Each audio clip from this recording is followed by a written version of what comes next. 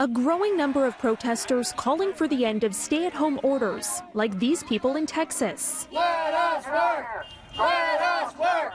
Let us work! Open your bookstores, open your restaurants, open your retail shopping. The last few days have seen nationwide protests as a battle brews to reopen America, now the center of the COVID-19 pandemic.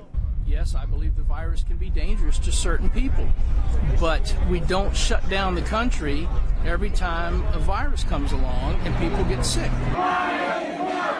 On Saturday, dozens of Texans taking to the street, a day after the governor announced he would do precisely what protesters are demanding: reopen the state economy. We're now beginning to see glimmers that the worst of COVID-19 may soon be behind us. The Republican governor said optimistically Texas can begin reopening by early May. That's the date President Donald Trump is gunning for.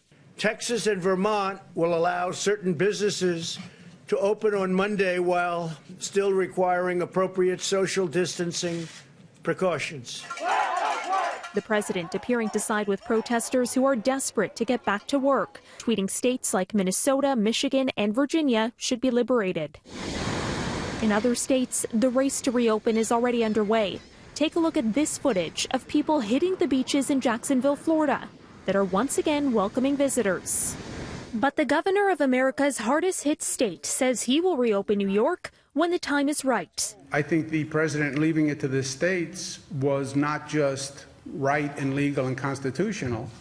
I think he's right that it's different in different places. Look, when we look at this state and we talk about reopening, we're going to talk about different strategies in different parts of the state. The president's plan to reopen the country includes 3 phases, with some businesses allowed to reopen with physical distancing in phase 1, schools reopening in phase 2, then all businesses allowed to reopen in phase 3.